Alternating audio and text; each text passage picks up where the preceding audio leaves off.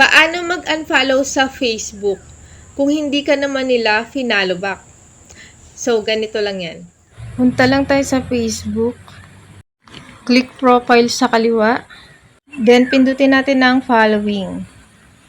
At dito sa following, pindutin lang natin yung 3 dots sa tapat ng kanilang mga profile. Sunod, pindutin ang unfollow. Then, okay na yan. At follow na yung makikita nyo sa kanilang mga account. Ayan. Then, back na tayo.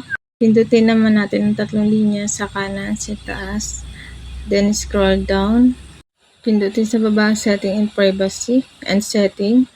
Tapos, hanapin natin sa baba ang content preference. Click lang yan.